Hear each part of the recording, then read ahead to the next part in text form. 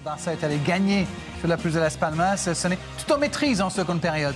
Ça allait beaucoup mieux après la pause. Oui, ça allait beaucoup mieux, et notamment à l'entrée de Dani Olmo qui a changé quand même pas mal de choses. Il avait besoin, Omar l'a demandé dès la première période.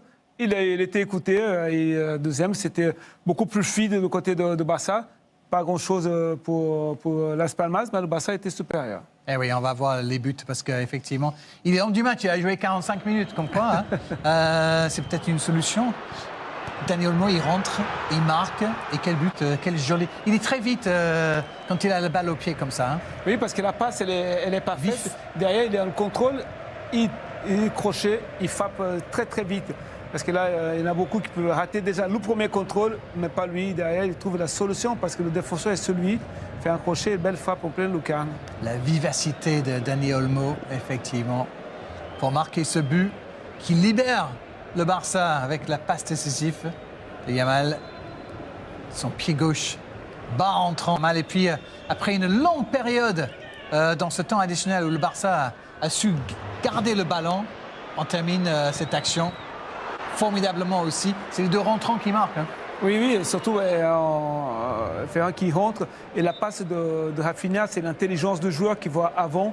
Il savait que Ferran était là libre. Et derrière, la magnifique frappe sur la barre. Oui. Il a tout mis, je pense, sur le gardien, mais à la main, il peut se faire mal. Oui, quand un droitier peut frapper comme ça avec son pied gauche, il peut demander à tout le monde de se taire, effectivement. Très joli but pour le 2-0. Donc, un mot supplémentaire sur Dani Olmo, parce que c'est vrai que c'est lui qui a tout changé dans cette rencontre. Qu'est-ce qu'il apporte à cette équipe du Barça et pourquoi il n'était pas titulaire, alors, à votre avis? Après, il y a un choix qui peut le faire, parce que Casado, sur des matchs, il est important, il défend bien. Alors là où le Barça n'avait pas besoin vraiment d'un joueur plus défensif, il avait besoin d'un joueur créatif, qui voit bien le jeu, qui va vers l'avant, qui trouve des espaces, des solutions par l'espace. Plus de sa technique, c'est qu'un joueur intelligent, il va dans les espaces, et c'est ça qu'il avait besoin le Barça deuxième période, il a fait changer. En revanche, après, le coach avait choisi de mettre un joueur plus défensif à côté de Pedri, mais il a vu qu'il fallait un joueur plus créatif. Cette vivacité qu'il a, sa façon de jouer rapidement quand il a la balle au pied. On l'avait vu lundi dernier contre le Rayo Vallecano. Souvenez-vous de ce geste que vous avez beaucoup apprécié, Sonny.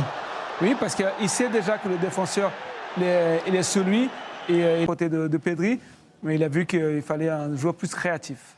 Cette vivacité qu'il a, sa façon de jouer rapidement quand il a la balle au pied. On l'avait vu lundi dernier contre le Rayo Vallecano. De Garcia dans la surface de réparation, mais il y a un hors-jeu qui est signalé, il annule la main de joueur de Barcelone. Vous pouvez être arbitre si vous vouliez, Sonny. Vous avez parfaitement expliqué la situation. Il n'y avait pas de penalty sur cette séquence-là. Et donc, on était à 1-0 et puis finalement, avec ce but en temps additionnel, on est à 2-0 et le Barça est leader ce soir malgré la victoire d'Atlético Madrid plus tôt dans cette soirée sur la pelouse de Valence qui reste relégable ce soir.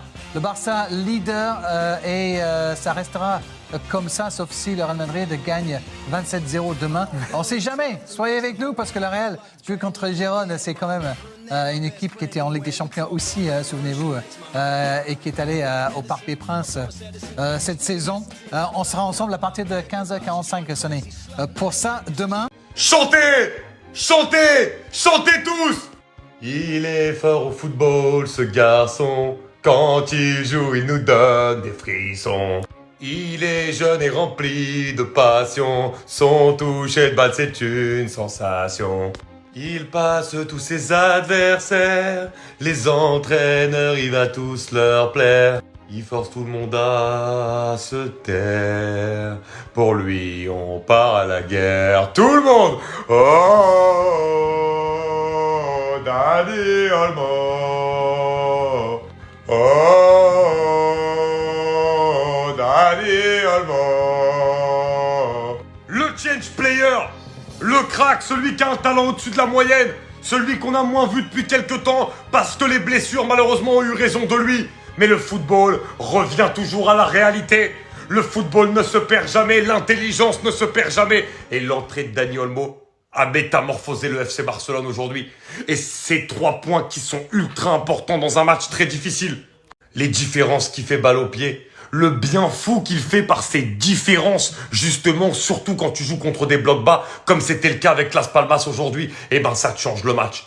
Dani Olmo, les gars, c'est extraordinaire. Il a un talent au-dessus de la moyenne sur son but, l'action avec Lamine Yamal. C'est football para football. Vous allez tous retenir la musique, les frérots. D'ailleurs, je vais peut-être la faire une fois. Si vraiment vous la kiffez, vous me demandez, je vous la mets sur Spotify, je vous l'enregistre studio et tout.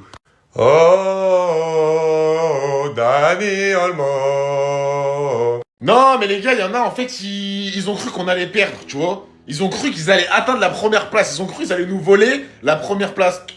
Non, non, non, non. Et ce soir, je l'avoue, c'était un match. C'était même pas un match. C'était une purge. Pendant 70 minutes, à 2 doigts du coma, à 2 doigts, je m'endors, je me réveille le 31 mars. Mais là, faut dire merci à un homme déjà. Dani Olmo, merci pour ton entrée. Merci pour ton but, barre rentrante. Magnifique, il a réveillé le match, il a réveillé le stade. Enfin, plutôt, il a endormi le stade vu qu'on a joué à l'extérieur.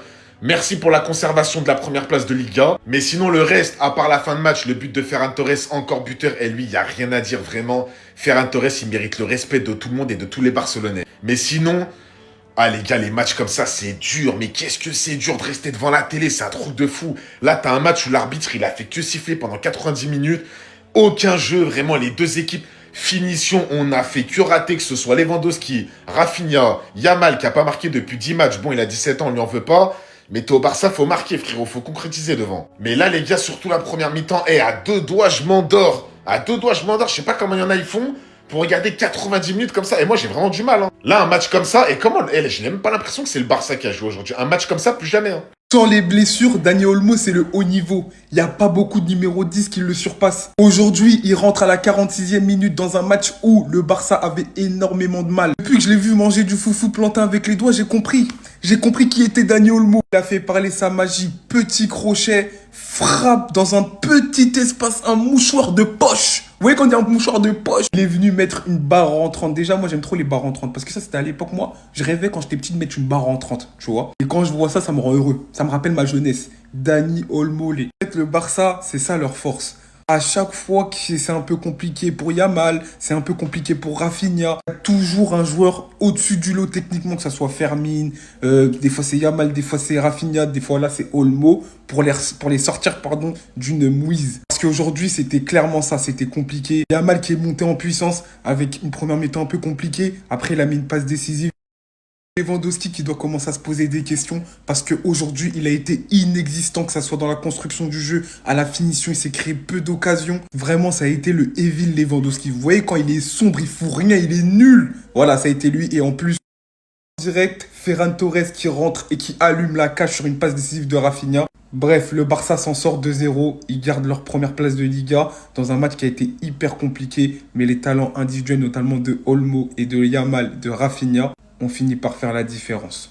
Et c'est là que tu comprends que le football est complètement fou. Ils étaient au bord du gouffre, ils avaient des problèmes d'inscription, ils avaient même du mal à l'inscrire. Il a failli quitter le Barça.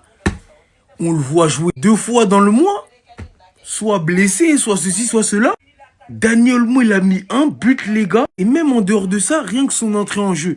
L'impact qu'il a sur le jeu du Barça, c'est un truc de fou malade. Il rentre, t'as l'impression que c'est plus la même équipe. Un magicien, ce mec, il transforme les choses. Je dis pas que le Barça, c'est pas juste en Dani Olmo, bien évidemment qu'ils savent le faire. Mais quand il rentre, il enjolive les choses. Il facilite le football. Celui qui a eu l'idée d'aller le chercher, tout en sachant que le Barça posait ses dernières économies sur ce mec, c'est un génie. C'est un génie. Parce que Dani Olmo, le potentiel qu'il a, il est fou. Il a 26 ans, si je dis pas de bêtises. S'il règle tous ses problèmes avec ses pépins physiques, je pense que ça va barder. Il a notamment permis au Barça de prendre le large en Liga et d'être premier avec 3 points d'avance sur le Real Madrid, donc virtuellement. Avec un autre but de Ferran Torres, mais ce que je retiens moi de ce match, c'est l'entrée d'Olmo. Ce joueur, c'est un truc de ouf. Ce joueur, c'est un truc de ouf. Que ce soit à Leipzig, en Espagne ou au Barça, j'ai jamais hésité à dire que c'était un joueur excellent, d'autant plus que notre club à un moment était intéressé par lui. Je voulais même, pourquoi pas, le voir venir au Real. Être, entre grosses guillemets, le remplaçant de Marco Asensio. Un joueur de banc qui pouvait potentiellement s'imposer en tant que titulaire. Il a décidé d'aller au Barça. Bonne idée. Mais voilà, c'est fort. Restez sobre. Abonnez-vous, les gars, ça attrape.